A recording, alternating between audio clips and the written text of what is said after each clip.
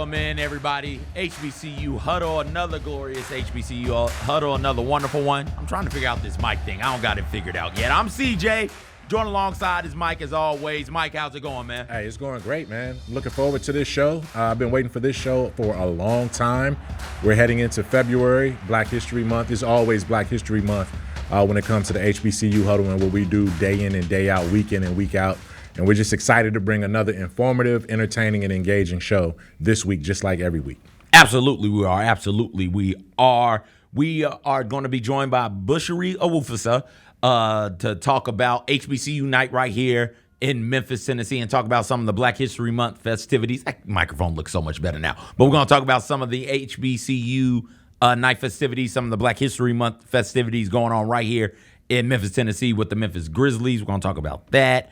We're going to talk about, obviously, some coaching news. FAMU's coaching list got leaked, Mike. It got leaked, so we have it. We know who they were. We're also going to talk about or congratulate Morgan State and their choir for getting to perform at the AFC Championship game and talk about that, plus so much more. But let's start with this. FAMU has a football coach now, Mike. Finally. You say finally. Finally. You could have did this from jump. Right? Like you named James Colzie III as interim coach. Like right when Coach Simmons left, you named him interim. Just go ahead and name him. Same day he left. Same day. Hey, same day he left. Here's our interim. I thought that was odd. I was like, oh, okay. So if he's the interim, is he going to? And listen, we didn't talk about it a ton because Texas Southern was imploding in front of us. Right? I was admittedly distracted by the Texas Southern thing. Yeah. But at the time, I thought, oh, okay, interim in the offseason? So is he going to be interim into the season? Like, what does that look like? But cool, whatever. I'm back over here looking at Texas Southern. FAMU is happening right there. Texas Southern's happening over here. And I'm like this the whole time. Yeah. But they decided to make James Colzie III the head coach. Do you like that hire? We'll see. Okay. We'll see. You know, that one doesn't just jump out and say, hey, great hire, right? And sometimes, you know, I could have looked at someone who would be a no-brainer candidate and they might not be successful there. So, you know, it's tough. I'm not familiar with Colzie. I know that he's been around the team a couple years. He had the support of a lot of players that are returning. As a matter of fact, one of the big-time transfers who was coming to FAMU and then got back out of it has recommitted to come back. Rodney to Hill? Yes. Rodney Hill, the running back, transfer from Florida State. Yeah, so he was able to keep him in-house, which says something about his relationship. So, you know, I want to see, you know, FAMU be successful. And, you know, they did it their way. They had a national search. Then they had all of these. We joked about it a little bit last week in terms of how extensive they got with the blind candidates and revealing it and not revealing it. It got leaked, and then right after it got leaked, the next day they named the head coach. So I support their process, and hopefully they got the right man because FAMU is a treasure when it comes to HBCU football.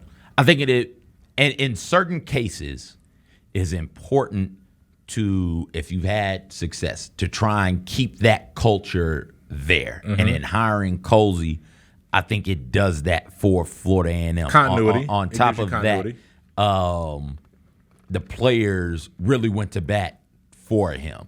I'm blanking on my man who was the Celebration Bowl MVP, but he was on the search committee. Okay. And he was like, yo, this is the guy that we want as players. He was the player rep on the committee. He was like, yo, this is Was that Riley? Was that Riley? I think it was Riley. Okay. I think it was the running back. Yes. So I think it was Riley. And like they took that into consideration. AD Sykes and administration took that into consideration when making the hire, and they ended up with Colzie. And this is not uncommon at any level. Right, at any level, right. I can think of right now off the rip 2 situations at the Power 5 FBS level where what's my man's name at LSU? Why am I blanking on names? Brian Kelly at LSU. He was at Notre Dame. He leaves Notre Dame to go to LSU. They look around for somebody, and they say, you know what? He's already here. Marcus Freeman. Come on down. It's yours. Players wanted him. Kept the continuity going, has had some success at Notre Dame. Same thing going on at Michigan this year. Jim Harbaugh leaves. They say, hey, you know what? We don't need to look outside of this coaching staff. Sharon Moore is yours. Urban Meyer left Ohio State. I can just keep listing them now that I'm on the roll. Urban Meyer leaves Ohio State. Who's next? Ryan Day is here. Ryan Day is a guy. Step up. Yeah. And it helps because not just does it keep the culture going, and if you have a successful culture, that's one of the hardest things to build in college football is sustained success and a successful culture. And when you look at what FAMU has been since the post-pandemic 2021 season, they've been very, very good. One of the better FCS programs in the nation, right? And you look at that and you say, we want to keep that going. Well, the way you keep that going is you got to keep coaches on staff. And with the decision to promote Colzie to head coach, all the on-field coaches, sure, Willie Simmons is gone, but everybody else, all the on-field coaches, they're all coming back as well. And that speaks to the continuity you talked about. And you looked at it at the major Power 5 level with some major programs. But you can go back to the HBCUs. Southern promoted their interim coach, maintained them. Last year, Deion Sanders goes to Colorado. T.C. Taylor steps up from the ranks who's already at Jackson State, has that same continuity. Alcorn State, Fred McNair decides to leave to enter his name into a coaching situation at Texas Southern, doesn't get it. Same thing over at FAMU, didn't get it. And now they promoted someone from within as well, too. So there's something to be said about next man up mentality. We hear that all the time in the NBA, specifically here with the Memphis Grizzlies. But, that's the case right now for so many of these schools that we've seen have coaching openings. And have success. You just want to get the right guy. Yeah. That's all that matters is ultimately you get the right person for the job. And time will tell. I threw you a loaded grenade. Like, what did you think about it? Good, bad? Yeah. But we won't know. What we think right now does not really matter. And by does not really matter, I mean it just doesn't matter.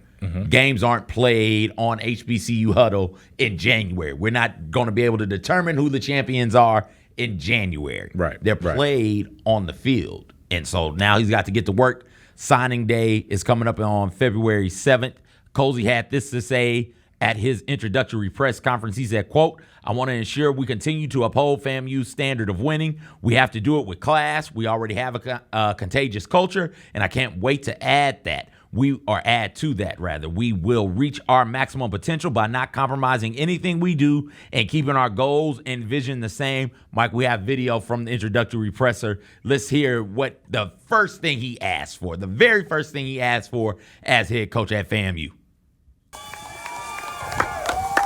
Thank you very much. Man, if you don't mind, can I just hear, hey, let's go for about maybe 10 to 15 seconds, if that's okay? I get a chance to do that for the first time, so I'm just going to make that small request. Please.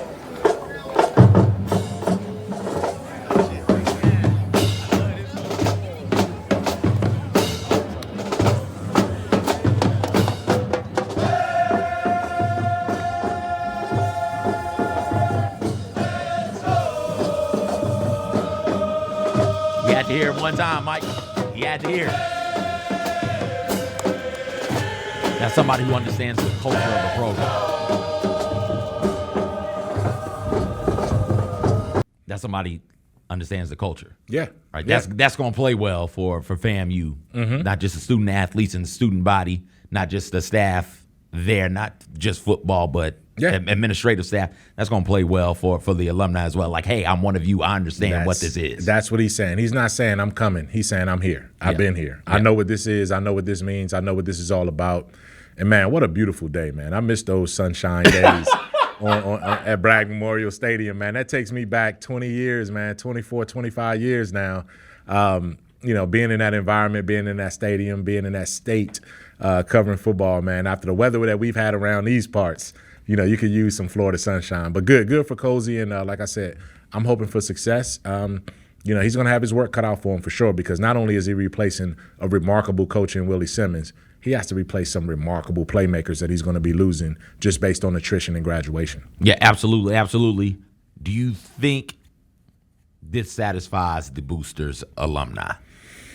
Because I asked that. A.D. Sykes was also there, and one of the things she said, quote, at the end of this process, James Colzie III emerged as the right person to lead FAMU football. I ask everyone who loves FAMU to fully support our coach, his staff, and our football student athletes. The fact that you have to say that's just not a throwaway line. That's something that's a call to action. And I think you have to remind people that, hey, this might not be a guy everyone knew about. And, FAMU is a program where you go out and you get the best available national name. And when you promote from within, there's not a lot of excitement about it generally. But, again, once he goes out there, and they have a tough schedule coming up. I mean, they got to play Miami. They got to do some things that to raise some money for the program. But if he comes out and wins the games that he's supposed to win, keep that team in a division race for a championship, it's going to be quickly. He's going to have success pretty fast, and he's going to get people on board with him rather quickly. So it's already good that he has the players and a lot of the players in his corner, and he has the administration in his corner. Now he just has to perform, and then he's going to pick up the boosters and the fans from that standpoint. Yeah, and I think that as a fan base, like you would want your program to be as successful as possible, and even if he's not your guy or the guy you thought they should have hired, you would want him to be successful because he's there and you want your program to be, successful. It's the same issue that I think Texas Southern may have to battle. And I think Texas Southern is way worse than what FAMU's is, where it is, hey, he's not my guy, so I'm not going to support. I'm not going to give donations. I'm not going to go to games, that type of stuff. Yeah. Right. Yeah, and that's so unfortunate if that's the case. You have to kind of swallow your pride, say, I lost this one, but if the team wins, then that's all that matters. Yep. And get behind him. Sure, you would have wanted not sure you would have wanted, but if you were one of the people who wanted a bigger name, a bigger splash name, a sexier name. We've talked about the sexy names before on this show, and you don't get it, you can say, well, Jackson State did, you brought it up, Jackson State did this with T.C. Taylor, and his first year was a big-time success to me, especially when you look at all of the attrition that was had, not just players transferring to Colorado, not just players graduating, but players transferring out of the program. Again, it was 60-plus brand new players on that Jackson State roster, and I do believe they won 8 games. Yeah. And they were right 7-4. there. 7 games. 7 games. Yep. So, that's an impressive season. That's a great start. Good, a great start, a great first step. If that's your first step, that's a big-time first step. Yeah. That's great. So as long as he's successful, I'm with you, Mike. I think that the fan base can get behind him and the boosters can get behind him and continue to be one of the better, if not the best, group of boosters at the FCS HBCU level. Because a lot of new faces. The way they raised that money for Willie Simmons like that was just impressive. I hope they keep that same energy going forward. Mike, I just pulled up the schedule. FAMU, they start the season with Norfolk State in the cricket MEAC SWAC Challenge. Then they got South Carolina State. South Carolina State, old conference rivals. That could be 2-0. That come into Bragg Memorial. Then they go to Miami. They get a bye week. Then they go to Troy State, or to Troy, excuse me. They're no longer Troy State. They're just Troy. Right. They go to Troy. Then they go Alabama A&M, Alabama State on the road, Jackson State on the road, Southern at home, Texas Southern at home, at Prairie View A&M, ending with Mississippi Valley State and Bethune-Cookman. Yeah.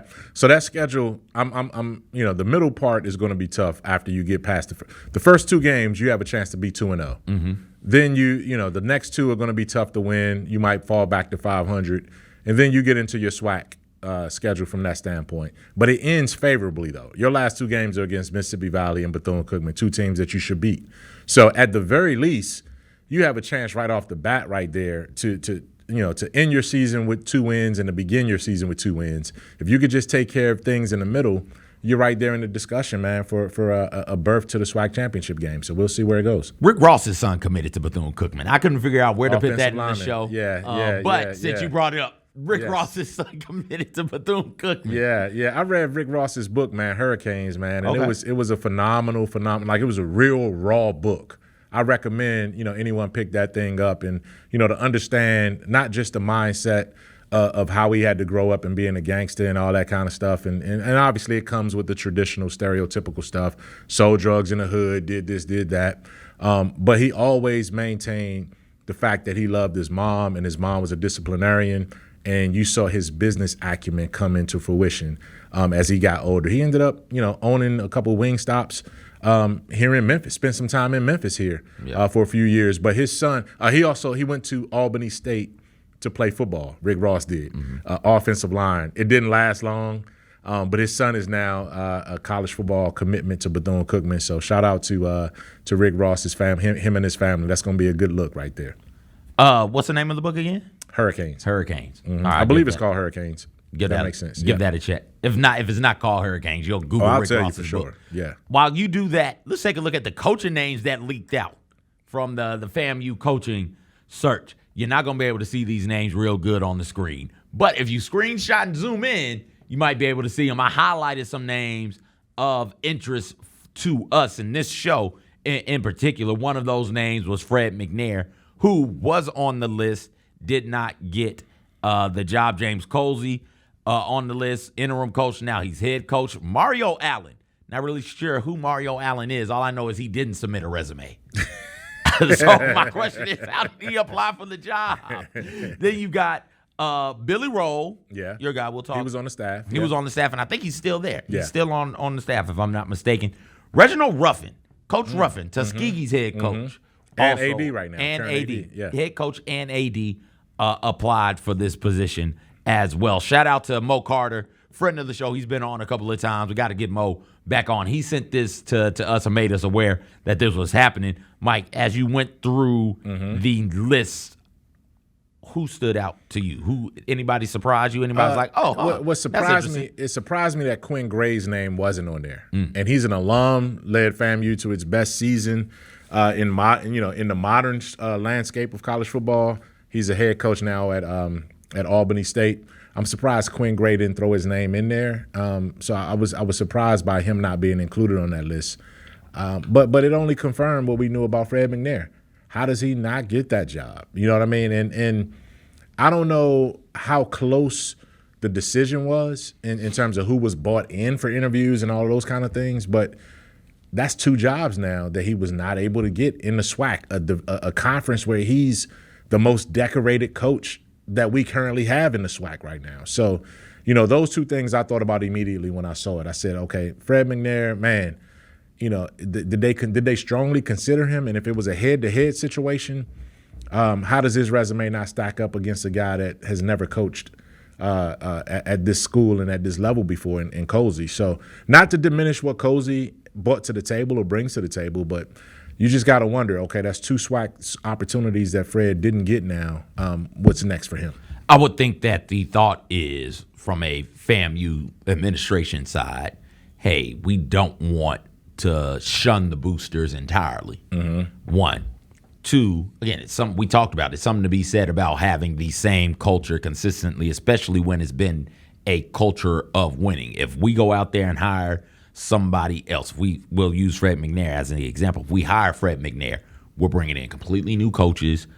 Players are going to transfer out. It's late in the process, so ain't no telling the quality of players we'll be able to get to transfer in. February 7th is the national signing day period, so we're trying to get players to sign. We're going to lose out on the running back transfer from Florida State if we bring Fred McNair in. It might just be something where it is, hey, he might be the better coach, but for right now, the better hire is James Colzie. Yeah. If I was to play FAMU administrator, I would love Fred McNair to coach any football team I'd be a part of, right? As an administrator, as a player, as a parent, I would want Fred McNair to be my head football coach. You said it, Mike, though. Yeah. Two opportunities, swung and a miss 2 times.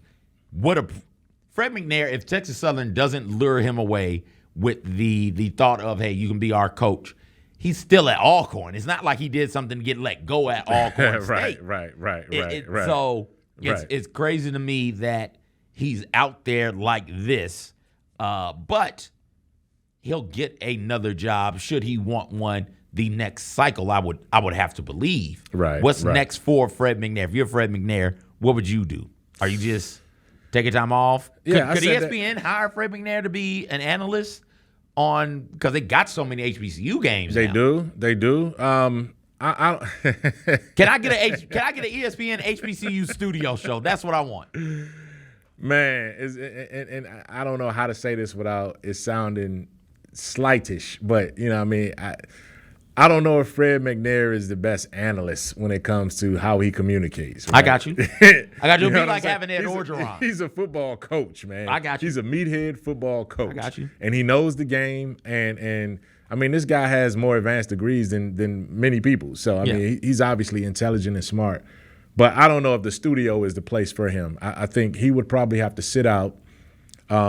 Maybe try to keep his, maybe jump in on one of these analyst type jobs. It's not the XFL anymore, but what is the new spring league? Come on, man! It's the Super USFL. Yeah, XSL, something like that. FL, UFL or UF. So USFL. I can't remember. Find a role as a coordinator on one of those teams or something maybe, and get back in line next year because like I said, there's going to be so many jobs open in HBCU ranks this past year. I think. He had to apply to FAMU because Texas Southern didn't work out. So he was kind of off balance and it kind of forced him to do some things. I think with a little more time, he can be more methodical and he could be more deliberate with where he wants to fit and what could be a good fit for him. But I think he'll be back in the coaching ranks next year. It's the It's the UFL. Okay. So the XFL and the USFL, the XFL, USFL have merged. They are now the United Football League. Okay. That is the new football league. Maybe there he could, not studio analysts, but you have offensive analysts on college staffs. You have passing game coordinators, run game coordinators on coaching staffs, and their job is just that particular thing. They don't get to coach players, but they're in the meetings with coaches helping come up with the game plan. So maybe he can get one of those. Anybody will be lucky to have him if you're getting him in that position. If you're getting him in that position, that's a steal. That's a steal with all the knowledge that he has about the game of football. I wonder if he'll take something like that to stay in the college ranks, maybe build up his relationships with other coaches so that when the next time comes he gets hired, he can say, all right, you can be an assistant, you can be an assistant. Okay, they're gone. I got some more people coming through to be assistants as well. So maybe he can do something like that, maybe learn something from a different coach. How many coaches have come through Nick Saban? Not just a coordinator, but as an analyst. You're the passing game analyst, and then all of a sudden you become a position coach, you become a coordinator, and then boom, you look up and you're a head coach somewhere. Nah, I'm with you. Maybe he does that. I just one of the weirdest coaching situations I can think of ever in college sports, where a man isn't fired, isn't let go, is told he's got a job, accepts that job, then he gets fired. They basically fired Fred McNair. Alcorn State fired Fred McNair. Rightfully so. He's saying he's going to be Texas Southern's coach. Well, go coach Texas Southern. We got to move on. And then for that to fall through. So now he is jobless, not because he got fired, not because he's a bad coach, but because he got bad information. He was told one thing, he believed it, and then something else entirely happened. Yes. But again, it's one of those things where he'll learn from it. He's smart enough. He's successful enough. And again, the coaching cycle will open up some more doors next season. I can name 3 or 4 jobs that are probably coming open, provided that there's going to be a lackluster season next year, including many of them in the SWAC. You know what I mean? So it's just a matter of what looks good. I think, he'll be a primary candidate for a number of spots if he wants him. Absolutely. Billy Rowe was also on that list. He was way down. That list isn't in any sort of order. Yeah. But he was the last name, I do believe, on the list. That was somebody that you have been championing for, Mike. Where do you think he goes from here? Well, I think if he's going, obviously it's kind of awkward when you go for the same job that another guy on your same staff is going for, and that guy beats you out. Is there room for you to still stay there? Because if you fully supported. Let's just say Rowe fully supported Colzie, then why would he go for the job in that situation? And if you don't get it, is there going to be some kind of resentment or whatever? I don't know what the dynamic is in FAMU, but I do know the Rowe name is one that means a lot in the state of Florida when it comes to football, particularly in Tallahassee. So maybe those two guys can coexist, and maybe there's a promotion there for Rowe in a perfect world on Colzie's staff.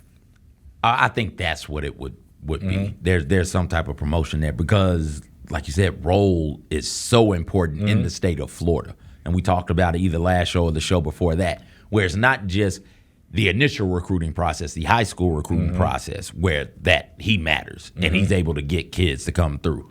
But should they not come to FAMU, the way the transfer portal is set up, should they go someplace else, Florida State, Miami, South Florida, something like that, Central Florida, should they want to transfer, he's already gotten in with them. And you've seen and we've seen throughout the course of, since this new recruiting rule implementation has been in place, we have seen Florida A&M gets a bunch of kids to come back. That's just amazing. And he's a large part of the reason why. So if you're Colzie, you'd be smart to keep Roll on staff. You'd be smart to keep him on staff and find a way to utilize him on that staff. And if you Roll, like if they're going to keep you on staff, you're going to continue to grow as a coach. You're going to continue to get into coordinator positions and be given more responsibility so that the next time it comes up, the next time there's a good opportunity for you, you'll be ready to go and you can go ahead and grab that job. I get why Tuskegee's coach was looking, Reginald Ruffin, Tuskegee's head football coach and athletic director, was looking, I'm not going to fault anybody for trying to improve their circumstances. FAMU is a step up from Tuskegee. That's just what it is. So there's no shame in that. It's not like he's, I don't want to say like looking for a job, but when a dream job comes up, or when a job that presents itself, you got to go for it. Yeah, you got to take a shot at it for sure. No questions about that. No issues there whatsoever at all. And have you ever applied for a job, Mike, and just not submitted a resume? Nah. Okay. Nah. Well, no, not in that fashion. Not in that fashion. I've been offered jobs, or I've pursued jobs, or talked about jobs without ever presenting a resume. Yes. You know what I mean? But nah, I've never said, you know what, a resume is required here, and let me just go ahead and put so why even have his name on the list? You know what I'm saying? Why would the search committee do that to that dude? You know what I'm saying? From that standpoint, you know, if he didn't submit, like, I know that, so that means that we looked at everybody that they seriously looked at. Yes. So, and I don't think they seriously looked at him if he didn't provide a resume. Next time I'm gonna submit my name and see if I can get my name on the list. Hey, somebody was on that list that doesn't even have anything to do with coaching football. It was like mentor, counselor at some high school. Oh yeah, I remember that. I was like, wow, man, that's cool. Hey, shoot for the moon, even if you miss, man. Hey.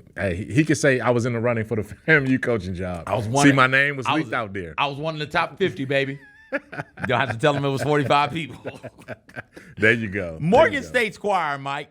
Yes. They got a chance to perform at the AFC Championship game this past weekend.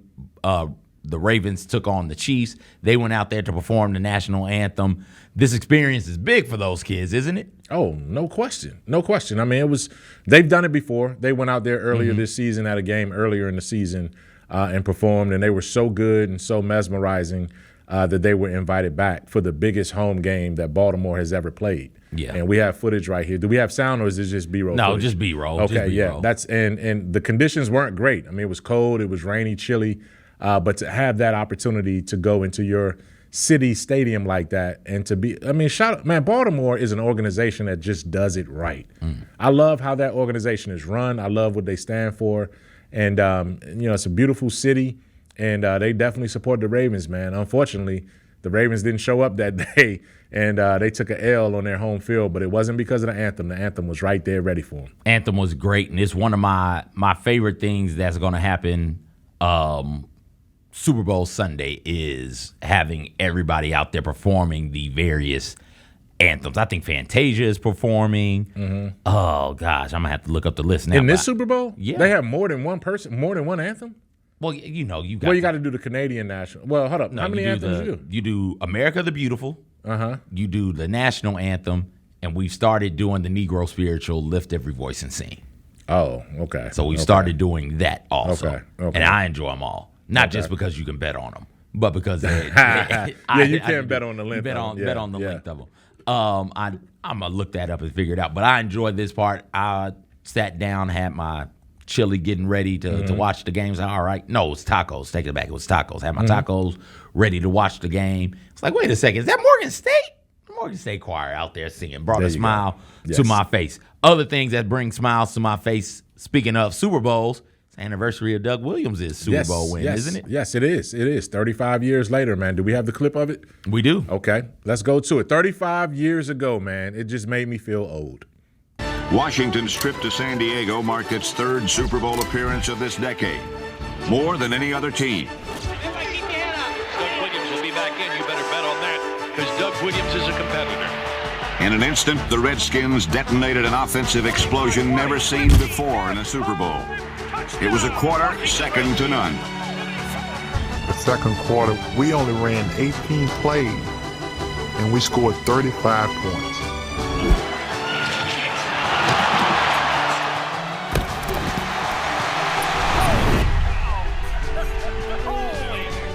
By winning 42-10, the Washington Redskins climbed to the pinnacle of professional football. Williams was named the game's most valuable player, and the Redskins were crowned world champions, a team second to none. All right, so let me say this. I was at that parade at the end, coming down Constitution Avenue right there. A few weeks after that, Doug Williams did a football camp, a camp for youth, free camp for youth, and I was in attendance at that. And that's when he told the story about being an HBCU guy, going to Grambling State University, playing for this legendary coach, Eddie Robinson, and 13-year-old Michael Wallace was just, and they called me Mike back then. So Oh, you were 13-year-old Mike. back then.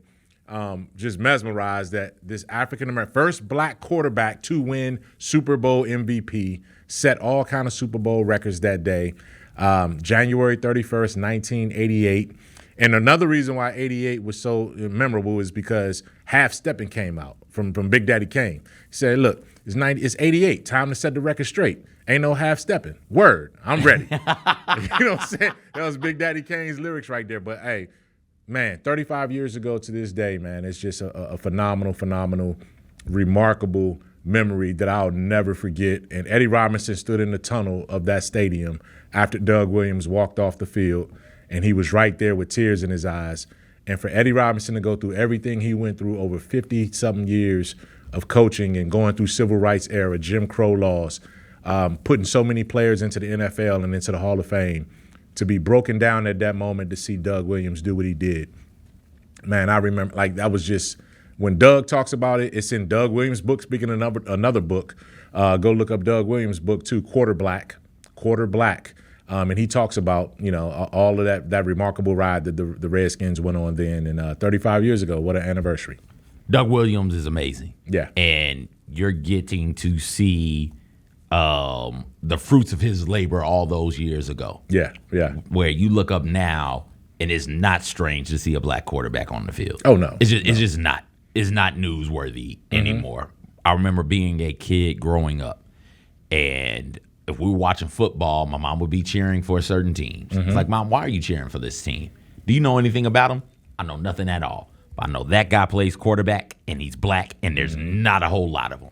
It's just not, and that's in the 90s, Mike. Yep. So that means your mom was loving the Houston Oilers, Warren Moon. She loved folled by Randall Cunningham, Steve McNair, Randall Cunningham, Cordell Stewart got in there. Yeah. Cordell Stewart was in there. Yep. And then by the time you came along, Vic was in his heyday, and so you grew up with Vic. Vic and McNabb. McNabb. Yep. And those dudes, some of those dudes, McNair, were on the tail ends of their career.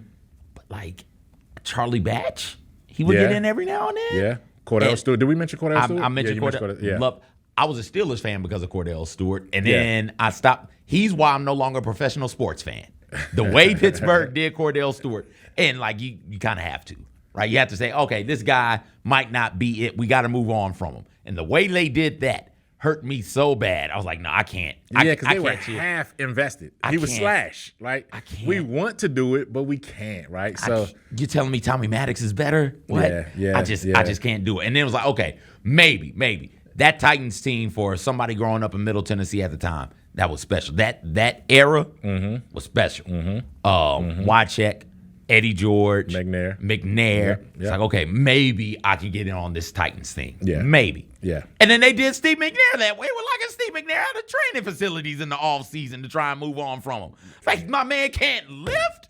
No, I can't do it. I can't do it. So, but we say all of that to say, again, Doug Williams is a large part of the reason why you're able to watch a AFC championship game that features not one but two black quarterbacks. All right, like it wasn't that long ago we had a two black quarterback situation in the Super Bowl. You go back and you think about the quarterbacks who played this year, they probably aren't there. They probably aren't given the opportunities. Jalen Hurts isn't. I don't think Justin Fields is. Kyler Murray's going to be a running back. Lamar Jackson's going to be a receiver or a cornerback or something like that. They get to stay quarterbacks. Even coming out of college, they wanted to move these dudes. Like, it's still ingrained in some of these people.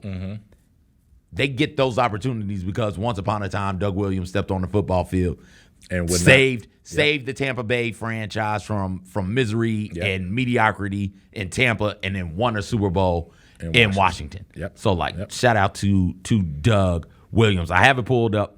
Fantasia sang the national anthem at the college football playoff championship. I don't know why I thought she was singing at the Super Bowl. I still do think that, but I could be wrong. Andra Day is going to sing Lift Every Voice and Sing, and Reba McEntire is going to be singing the national anthem. Okay. And I think Post Malone is doing America the Beautiful, which is going to be interesting to me. And then Usher at halftime. At halftime. Yes. Favorite Usher song, Mike, before we get out of here? Ooh, man. You put me on the spot there. Who do you got? Oh, gosh. Now you put me on the spot. Nah. Who you got? And we only go on the break. We only go on the break. Yeah, we go on the break. I can't remember. I'm a terrible producer. I can't remember if we play music going to break or not. We don't play music going to break, right, Kyra? My favorite Usher song is Groupie.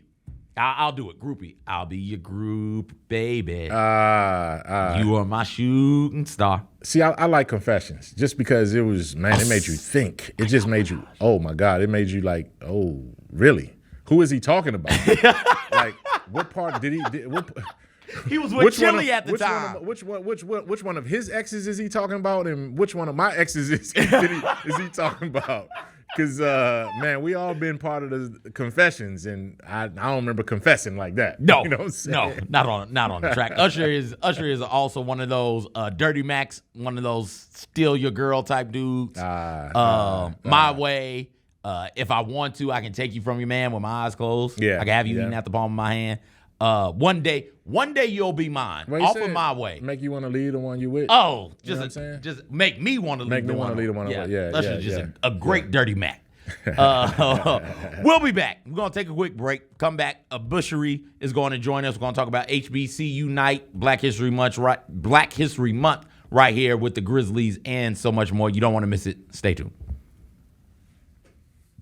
Gigi Jackson's got all the tools, got the length, got the size, got the build, and he's just 19. He hasn't even gotten his man muscles yet. Gigi Jackson can get what he wants, right? When he wants it. When he wants it. He seems to be the quintessential prospect for that small forward position. Hey, Grizzlies fans, be sure to tune in to Grizzbeat, where the panel and I break down all things Grizzlies and take a look at the rest of the NBA as well. The show is live every Wednesday, 2 p.m. on YouTube at Grind City Media and the official Grind City Media app. I'm freaking out right now, man. Bain, a corner three. Nothing better. I played in a bunch of different gyms. My only NBA team, of course, and, I'm spoiled. The best fans in the league, for sure. The way that they embrace us, not just here in the building, but, even around the gym and around the city, and the love we get is second to none. And that's it. That's a wrap. We out of here. Till next time. Last thing we're going to talk about is a pair of really ugly shoes that these guys sent me. Get these out of my face. Sherman loves them. These are hideous. So 2024, I'm positive poly. I don't know if you know. Okay, positive poly. You can wear these in the ocean. Now that's not I can see I see where you're going with that. Now look at this picture. You see what's in the background, rocks, right? So I can see where you're going with that. The Sneak Fest Show, live Tuesdays at 2 p.m. on YouTube at Grind City Media and the official Grind City Media app.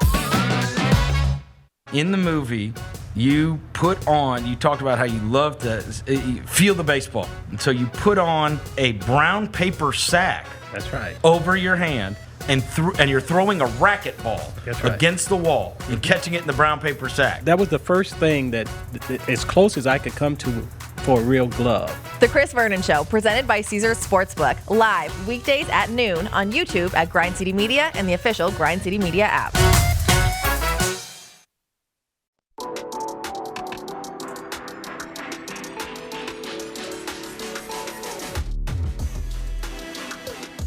Welcome back, everybody. HBCU Huddle, CJ Hurt, Mike Wallace in the Built for Tough Studios. Pleased to be joined now by Bushiri Owufasa, VP of Community Engagement and the Executive Director as well. Bushiri, how's it going? Second year with us. How's it going? Second year. All things HBCU. I love it. Bushiri, where's my cool shirt?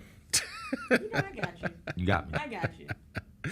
Nah, Busher, we're definitely glad to have you. Big night coming in store, and we want to, get to all the particulars. I mean, obviously the cool swag, the shirts are always good. CJ has one from 2022. I have the 2022 one. That's the one I got. My favorite one was from 2021. That's a good one too. This one is back up there though. Yeah, this one is back up there. We came with it this year. That's how we came with it again this year. So not only is this the shirt, but this is also to give away the first 3,000 people in the building on Thursday, HBCU night. Right here at FedEx Forum, Memphis Grizzlies versus Cleveland Cavaliers. There's the scarf right there. Hey, look, we missed it for the first big storm, but there's usually going to be one in February, so you'll have your HBCU-themed scarf for the next coming storm there. I'm wearing mine now. Just want to get with you on the importance of this event. And, obviously you've been here now, and this is, I think, year 5 of HBCU night. It's our sixth year for HBCU night. Yeah. Just the origins of it and sort of why was that important to continue this initiative and also to see it grow over the last few years? Yeah, so when I started HBCU night, we had a community of folks here in Memphis who were HBCU graduates, but there wasn't an opportunity for them to gather to talk about their experiences for HBCUs. We realized that education is important, and these are options for young people who may not be able to get into certain schools, and so HBCUs are those institutions for that. And so it really started out of ensuring that we could bring awareness to what HBCUs do and what they bring, and it has grown by leaps and bounds in the dollars and resources that are provided, the entertainment and the activities that are connected to the night, and our great partner in Pinnacle, who has been alongside with us on this journey to talk about the impact of HBCUs.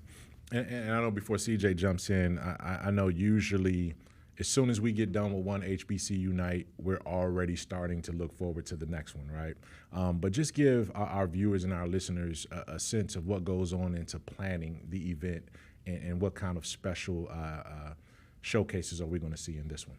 Yeah, so we want to make sure we ensure that we have the culture and the feel of an HBCU. Yes, it's about academics, but most of us fall in love with the band and fall in love with the entertainment that HBCUs bring to the community and young people as well. And so we want to make sure each year that we are connecting those elements of what takes place on campus, right? How are we able to bring that into FedEx Forum so that anybody who comes to the game can feel that HBCU experience? So we're very thoughtful and strategic about ensuring that we bring in that experience through our halftime, through the performances, even through trivia, because it's also about educating everyone on what HBCUs are in their area, what they offer, and things of that nature. There's the trivia MC right there. I think that's part of his assignments for Thursday night's game. Is Maybe it? We'll see. I don't know.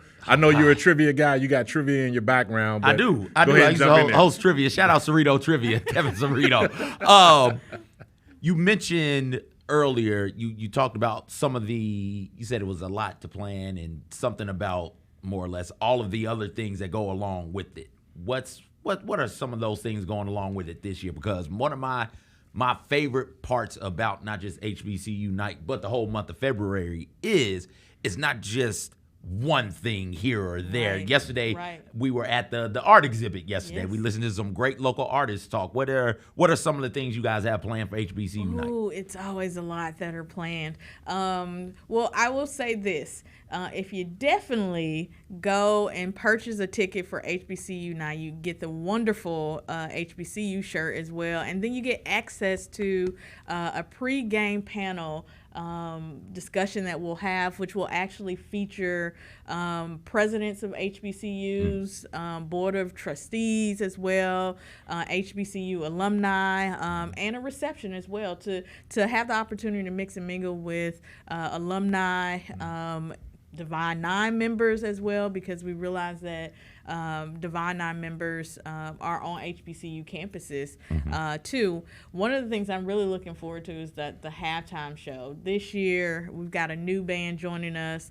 We've got Mississippi Valley State University. Shout out Mississippi Valley State. Yeah. Delta I Devils. think they're called, Delta Devils, yeah. And so we're excited to have them. And then a new element that we've added this year is a stomp and shake. Yeah. And so we are excited to have Lamont Owen participate in that this year and show a diverse lineup of some of the activities here. And of course, you'll hear some of your favorite music that'll make you get up and dance as well. And so you can think back to when you were back in college and what those experiences were like. And you talk about, those things that you mentioned. In addition to that, the stroll off during the game.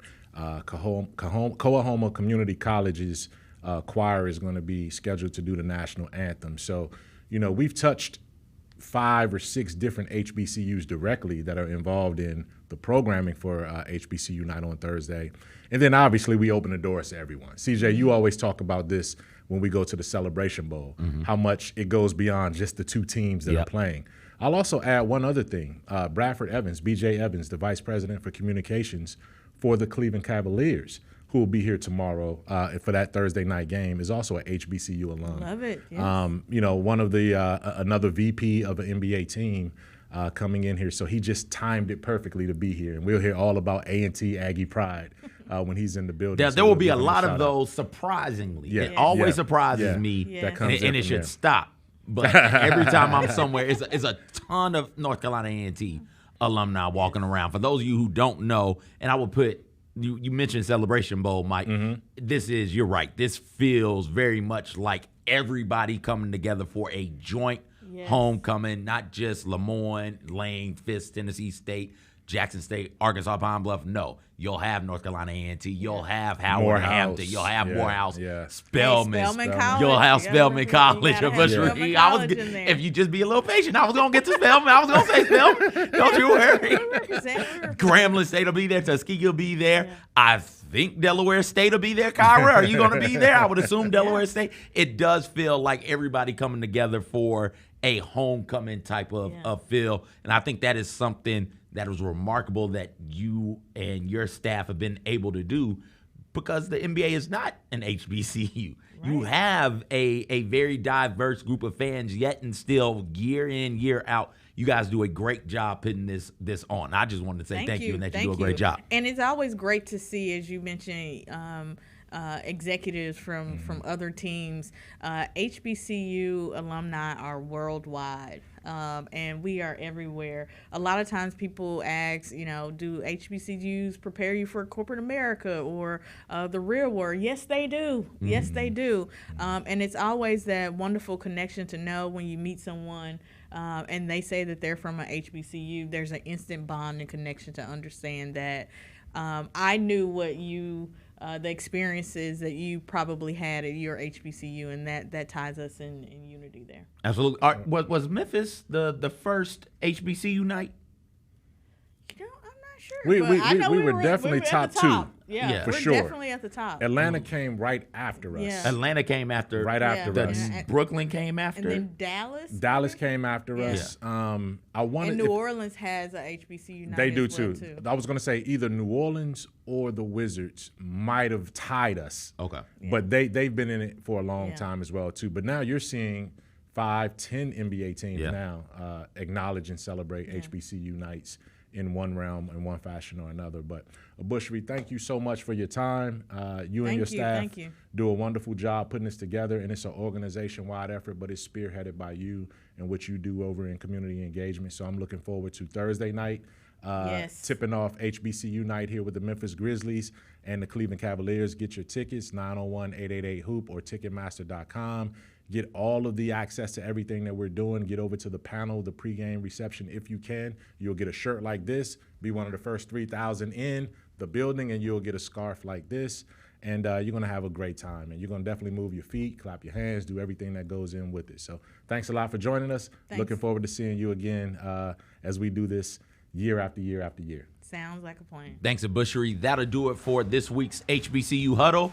Also, if you come to Grizzlies games at all in February, go check out the art exhibit. Go check that out. There's some all the way up at the top. There is terrace level. Yep. I always say top and bottom and middle. Terrace levels all the way at the top. 225 through 230. 225, 230. Those are the sections in terrace Just keep level. walking that circle. You'll see it. It's a small circle. It's up at the top. It's not a very big circle. Walk that circle. There's also an interactive art exhibit down on, what do we call the first one? The main concourse. Main concourse plaza. 116. I get plaza. An immersive mural. So, Go check that out if you come through at all in February. Thank you, Bushri. Thank you, Mike. I've been CJ. Y'all have been great. We'll talk to you next week on HBCU Huddle.